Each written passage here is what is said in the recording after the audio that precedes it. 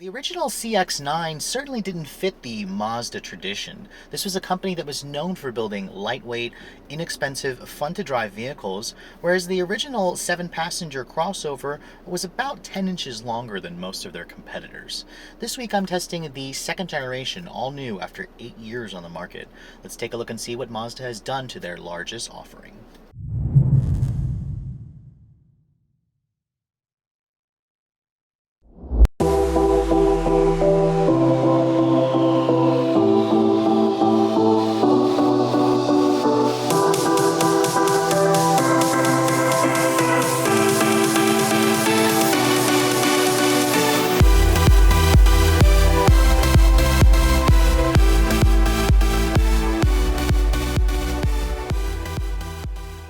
So even though Mazda built their reputation on the zoom philosophy, the original CX-9 still managed to carry a lot of that Mazda DNA in the driving dynamics. We're talking about a 7-seat crossover that was probably one of the most fun to drive vehicles in its class. So for its second generation, Mazda wanted to continue with that tradition while upping everything and giving customers more luxury, more technology, more efficiency, and more fun to drive performance. Now you can see the design of the all-new CX-9 certainly doesn't look very different from the old one. You still have the traditional Mazda look. I mean, Mazda made extensive updates to the first generation, basically giving it kind of that codified face. This all-new version has the Kodo design language fully integrated into the overall shape. You can see the grille is massive. This is the largest 5-point Kodo grille I've seen on any Mazda product. And the headlights, while they are standard LED, even on the basic trim levels, they are a little small, especially for the massive grille. I think that Mazda should have made the headlights a little bit bigger. I mean, it's still a pretty handsome looking, stylish looking crossover that basically looks like a concept car gone production, but the small headlights with the huge grille do look a little bit odd for my taste. I'll leave that up to you whether or not you guys like it or not. Now, dimensionally, this car, or this SUV, is roughly about the same size as the previous model. Mazda did increase the wheelbase by about 2 inches this year. It now sits at a 115-inch long wheelbase. The overall length of this car actually shrunk about an inch. It's now 199 inches long, still about 5 to 10 inches longer than a lot of its competitors. Mazda also made the truck an inch taller and an inch wider to give the CX-9 an even more aggressive stance. Now, my particular tester is a new trim level this year. It's known as the signature trim. It sits above the Grand Touring model. You can also choose between a Sport, a Touring, and a Grand Touring in addition. And these 20-inch wheels do come standard on the Grand Touring and up. They are a beautiful looking machine finish design. It's wrapped in fat 255 series all-season tires, which certainly give this crossover a much more sporty and aggressive look. Now out back, the taillights pretty much resemble the shape of the headlights. LED taillights, of course, are included along with dual exhaust tips, which do flank an all-new engine. This is the company's first Skyactiv turbo engine, a 2.5 liter direct injection 4-cylinder. But we'll go into the driving dynamics later on in the video. Let's take a look at the inside and see this completely redone interior for 2016. Now, because my trim level is the top-of-the-line signature, it comes standard with Mazda's intelligent access key with push-button start. Here is the traditional Mazda key fob. I kind of wish that the company introduced an all-new key for this vehicle, although it is a very nice, sturdy key, and it's also very small. So all you have to do to unlock the vehicle, or to lock it, you just push this button here, keep the key on you. That locks the door for you. To unlock it, there's no sensor on the back of the handle. You have to touch the button again, and that unlocks the door. Now, looking at the interior of the all-new CX-9, I'm pretty much blown away. Mazda basically gave us the most luxurious cabin the company has ever done, especially on this all-new signature trim. The signature models will come standard with this auburn colored Napa leather. And in terms of the exterior color, you can only choose this machine gray or a crystal pearl white. It contrasts very nicely with this gorgeous shade of leather. Along with that, you also get real aluminum trim and genuine rosewood accents with a low gloss finish, along with the piano black and the chrome accents throughout. I mean, it's a very elegant looking, expensive looking cabin. It's very Audi-like. It almost reminds me a little bit of an Audi and a Volvo kind of mixed together, and it's amazing that Mazda is giving you such a luxurious cabin at this price point. Now, stepping inside the vehicle, it has the perfect step-in height.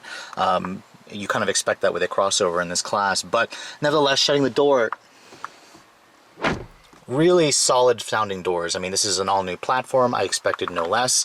And as I said, push button start is included on my tester. All you have to do is put your foot on the brake and then push this button here to start the engine. And of course, that new 2.5 liter Skyactiv engine fires right up. It makes the typical 4-cylinder noise. It's very smooth and quiet though, but we'll go into the test drive later on. Now, one thing my tester was missing was remote start. I am disappointed that Mazda didn't include that. It is a dealer accessory if you guys want to add remote start. But nevertheless, looking at the rest of the interior, it's standard Mazda stuff in here with the electronics, the gauges, very similar to what you get on the Mazda 3 and the Mazda 6 and the CX-5, with one new addition. That LCD screen, that color LCD screen is new for this year. And when you push this little info button here, you can cycle between what information you want to show it. It'll cycle between your navigation function, your trip computer, trip A or B, and then this is your service dues, your maintenance guide, and then this is for your driver assistance function. I mean, the screen itself, beautifully rendered. I will enjoy seeing this in future Mazda products to come. The steering wheel is also a new design. The leather itself, very, very high quality, luxury-like stitching, and there's even stitching right here on parts of the steering wheel where I didn't expect. It goes very nicely with the chrome accents, and there's a pretty good amount of buttons here. The buttons all feel good. It's nothing really cheap. It operates with a fluidity that you expect in a luxury car. Looking at the door panel here, it is soft touch plastics basically everywhere. Soft touch there, leather stitching down here along with the real aluminum. This is even leather stitch right here. I wasn't really expecting that. Most of the other manufacturers just put hard touch plastic there. The windows, they are nicely finished, and they are one touch automatic for all four. It's nice that Mazda gave you that, especially on this top trim model. Looking at the dashboard materials, you can see real aluminum trim with the chrome accents. The overall design is just beautiful. I love the new 8-inch Mazda Connect infotainment system. It's an inch larger than all the other Mazda products. It looks very nice. It looks very expensive, modern, basically. I know a lot of you have complained that you don't like the way that these LCD screens kind of jet up into the dash. That is basically the design direction that all the manufacturers are going to, so it's here to stay, unfortunately. The materials here, soft touch materials on the dash. Even on this upper portion here, it is soft touch. Down here it is hard touch plastic, but the graining is nice. And then down here you can see more of that beautiful rosewood trim, and then some more leather stitching right here where your knees may hit the actual center console. Now, one thing you also are going to notice is there's a new head-up display here.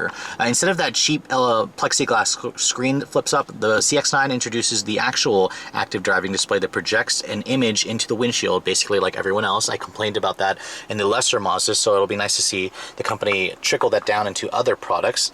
And then looking down here, you have standard tri-zone automatic climate control. Very nicely laid out. I like the dual knobs. Your heated seats are right here. There's 3-level heated seats. I'm surprised to say that there's no cooled seats. Would like to see that feature in the future. And then down here, of course, this is for your Mazda Connect controller, the command controller. It basically works like a lot of German cars where your hand kind of nicely falls here, and then there's 5 different buttons here in position to where your fingers are going to fall. There's an electronic parking brake here, and the system itself pretty much works like every other Mazda system. This is a touchscreen as well, but I hate touchscreens. I hate getting my hands or my fingerprints all over it, so I will use the controller. This is also a little too far to use the touch control or the touchpad in general, so I would recommend, just using the actual controller. But pushing the home button here, you can see it basically takes you to all your different sources. Communications, your phone, of course. There's navigation, settings, entertainment. This vehicle does have a Pandora. It has XM satellite radio, AM, FM. There is no Android Auto and Apple CarPlay. Mazda still has not gotten on that bandwagon. Hopefully they will change that soon. Applications basically shows you a couple things. Vehicle status monitor, fuel economy monitor, and then your HD traffic from the Sirius XM. Going to the nav display here, you can see it's the standard Mazda head unit. Nothing terribly fancy. It's basically very reminiscent of a Garmin system, but it gets the job done. The response is also pretty quick.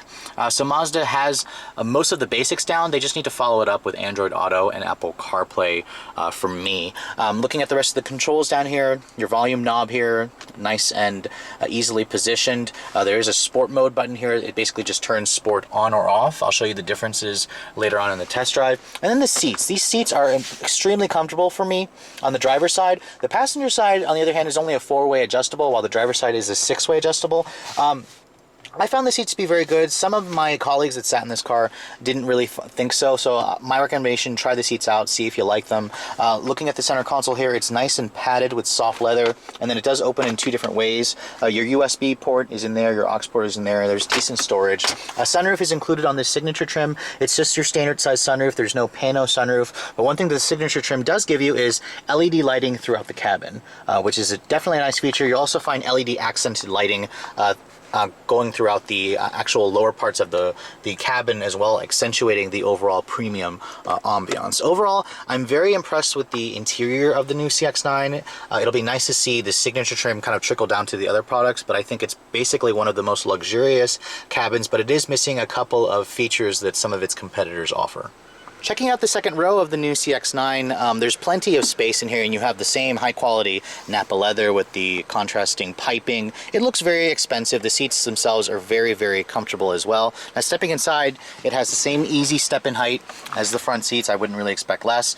You do have your own set of rear vents back here, along with your own set of rear climate controls. And then shutting the door, it still sounds basically just as solid. The materials here are actually soft touch, so it's nice to see Mazda carry that through, along with the real aluminum, and then more of the leather stitching right here, even on the grab handle, along with some beautiful piano black and chrome accents. Now, the signature trim does include these manual retractable sunshades, so it is nice that they gave you that privacy feature. But a couple of things are missing. There's no heated second row seats, which would have been a nice option. And then, of course, the fact that there's no pano sunroof in here, it does lead to a somewhat dark cabin, but you do get a nice little armrest right here with some storage. And then Mazda even gave you 2 quick charge USB ports in there for the kids who need to charge their phone or their iPod, whatever they need. The seats themselves, they also do fold down 60/40, and they also recline. You can slide the seat forward and back with this little lever here. Or you can also recline the seat back forward or back just to give the rear seat, the third row passengers, a little bit more space.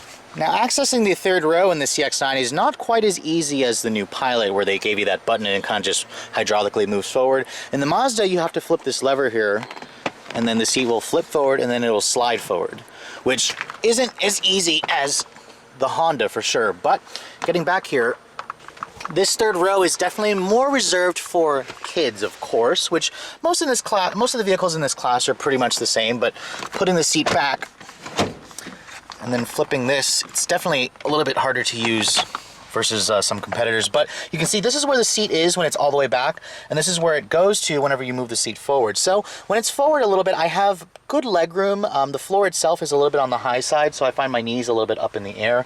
If the seat was all the way back, I'd be a little bit uncomfortable. I could probably make do. There is decent foot space underneath here, especially for shorter trips. The headroom is actually okay, but then back here, there's not really any amenities. There's a speaker right there for the 12-speaker Bose audio, and then everything down back here is hard touch plastic, but there is some cup holders and storage to help improve the ambiance a little bit. A power tailgate is included on the Touring trim and up, and when you open up the tailgate, you can see the cargo area of the new model has actually been reduced a little bit versus the old one.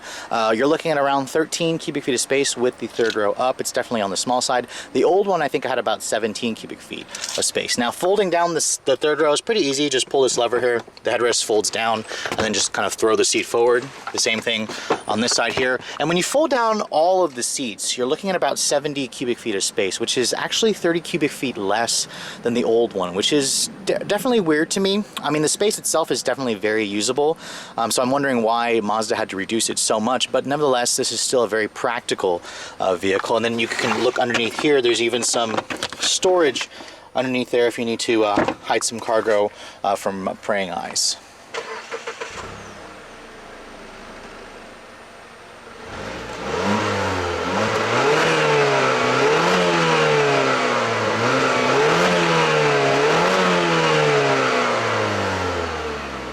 Under the hood of the latest CX-9, you're going to find basically the most changes. Gone is the previous model's Ford Source 3.7 liter V6. In its place is a new Mazda designed Skyactiv.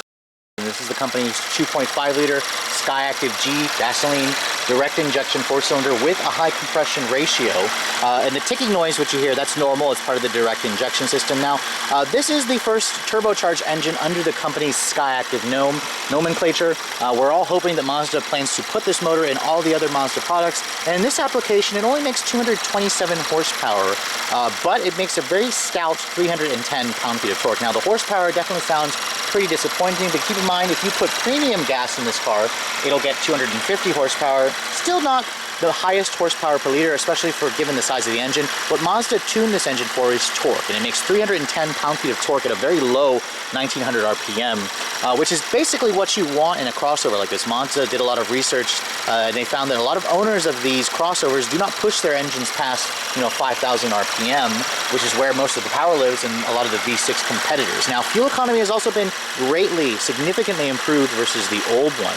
Whereas the old CX-9 was rated at 16 in the city, 22 on the highway, this is rated at 21 in the city, 27 on the highway, even with all-wheel drive. You get the front drive model, which you'll have to step down to the Grand Touring if you want it. It increases by 1 mpg. Now this puts it at the top of the class. This is one of the most fuel-efficient offerings in the class now. And really, the only crossover that offers a turbo 4-cylinder, I believe, is the current Ford Explorer that has a third row, which is the 2.3 EcoBoost. So correct me if I'm wrong, but the Mazda definitely has the powertrain department checked off in terms of technologically moving forward. Now this vehicle is about 200 to 300 pounds lighter than the old one. It's now about 4,300 pounds. It still will tow 3,500 pounds as well. Let's get it out on the road and see how it all works together.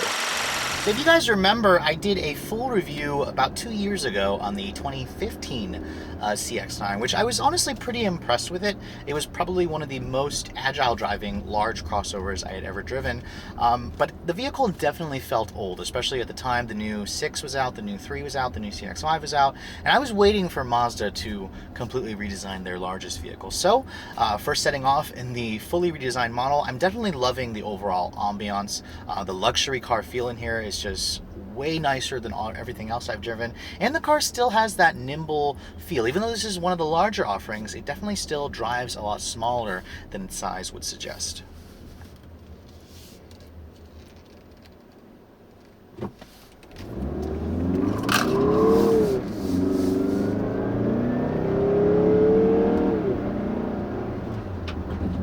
Interesting. So one thing I'm immediately noticing is just how much low-end torque this 2.5 liter 4-cylinder definitely puts out. The crossover definitely feels very potent when you are in the mid-range, between 2,500 to about 4,500 RPM, whereas some of the V6 competitors require a lot of revs to get it going. The Mazda just basically putters along, and you barely have to put your foot into the throttle. I mean, this is literally just me putting my foot down, and it gives you a nice surge of torque. Right now I have the 6-speed automatic in its sport setting, very quick to shift. Definitely is a very satisfying transmission, keeps the engine in the meat of its power band. I am a little disappointed that it doesn't have more gears, especially with some of the competitors offering 8-speed automatics. Hopefully Mazda is working on a transmission with more gears, but overall the level of refinement in this new one is very, very high.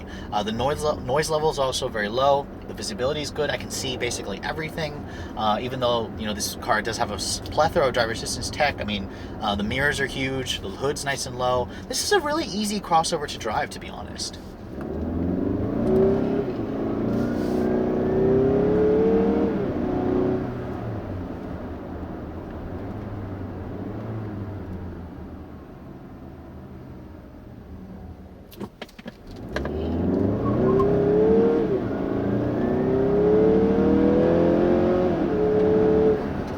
Now, one thing I am noticing when you floor it, the transmission does short shift the engine around 5,500 RPM. It'll short shift because, like all modern turbocharged engines, the power tapers off pretty abruptly above 5,500 RPM. I mean, Mazda knew that you're not going to be pushing the engine that hard, so at that point the party's basically over above 5. But really, the engine feels very strong in the mid-range. Like I said earlier, it's very, very important for crossover shoppers. Now, when you get it all going, this crossover will get to 60 in around 7.5 seconds, which is a little slower in terms of the numbers than some of its competitors, but it's all about the feel. And when you basically put your foot down, this shoves you in the seat. It accelerates very quickly. The transmission is very responsive, and it's just a very pleasant pleasant driving car. The one thing I did notice, even though my tester does have the iActive Sense all-wheel drive system, there is a little bit of wheel hop and torque steer. As the front wheels are slipping, it sends 50% of the power to the back.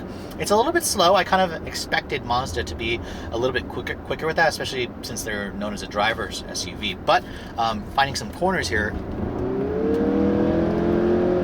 very nice. This is definitely a lot more fun to drive than anything else I've driven in the class. The steering is an electric power steering assist.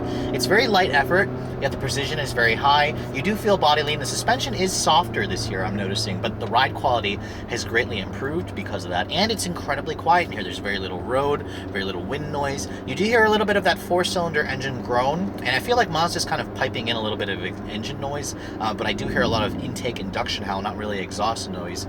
But, you know, for those of you who like the sound of a V6, you may be a little disappointed to hear that four-cylinder growling. Now, one thing I am noticing this car is missing is paddle shifters. I was surprised to see that it's not here, but Mazda gives you a little manual shift mode here if you guys want to choose your gears manual. I mean, I guess they figured it's a family crossover. You're not going to be taking this thing to the track. What do you need the paddle shifters for anyways? Now, this car does introduce a couple of new technology features, driver assistance features for Mazda. It has the company's first active lane keeping assist. Now, when the system is on, it will light up the little lines either in the head-up display or in the new LCD display here, and it will actively keep you in the lanes. Now, what I noticed is it's not as intuitive as some of the competitors. The system lets you cross the lane. After that, it'll give you a nice vibration in the wheel, and then it'll kind of push the wheel back into the center of the lane. It does that. It waits for you to basically cross the line before it intervenes, which is different than some competitors. Some of the other ones, they will allow you,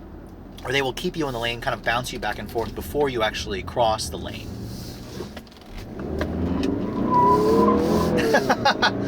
That's hilarious.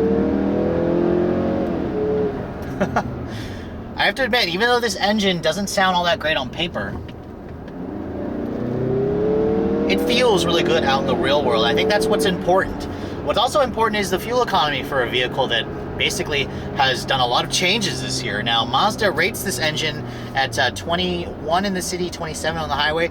I'm impressed to say that I've actually been averaging around 21 miles per gallon in mostly city driving. And the reason being is because I don't have to keep my foot into it. Because it has all that mid-range torque, I'm not really heavy on the throttle as I would be in some of its V6 competitors. That's roughly about 2 to 3 mpg better than what I got in the new Pilot, the new Highlander, the new Acadia, and much better than what I originally got, which was like 16 or 15 in the 2015 CX-9. So I'm very happy to say that fuel economy has improved greatly. On the highway, I basically got around 26, 27 miles per gallon, about what I expected. This is still a 4,300 pound beast that's almost 200 inches long. Now, regarding the price of this all-new CX-9, you expect it to be more expensive, and it is more expensive. This new one for a base sport with front-wheel drive starts at around $31,500, which is about $1,500 more than the old CX-9. Now, keep in mind, this crossover has a lot more standard features. I mean, LED headlights are standard, whereas it's not even available on some competitors. I'm looking at you, Toyota, on the Highlander, even the refreshed one. Now, my tester being a signature model, of course, is the most expensive CX-9. It basically comes standard with all-wheel drive as well. All-wheel drive is an $1,800 option, but this comes standard with everything. There's no options. Mazda's kind of taking the Honda route here with the new CX-9, whereas you buy a trim, it comes standard with everything. My tester, all in, along with the $300 machine gray exterior color, is about $45,000, which definitely is a new plateau for Mazda. This is the most expensive vehicle they make. However, when you drive this car, when you're sitting in it, it definitely feels like you paid a lot more, and it's still less expensive than the fully loaded Pilot, the fully loaded Explorer, the fully loaded Acadia that I showed you. So Mazda's definitely got a lot of value in here. Just keep in mind that it doesn't tow quite as much. It is missing features like a pano sunroof, heated steering wheel, cooled seats. I would definitely like to see that stuff added to the next, to the car as the years go on. But overall, I'm very impressed with this all-new CX-9. I definitely wouldn't hesitate to say this is my personal favorite in this segment. So if you guys are looking for a family crossover that's not so boring to drive, that's really luxurious on the inside, that's really stylish looking, make sure you check out the all-new CX-9. But if you're also looking to see the latest cars I'm testing, make sure you follow me on Instagram, like us on Facebook, and as always, keep subscribed to the Redline Reviews YouTube channel for all the latest reviews. Thanks so much for watching, guys. I'll catch you all in the next video.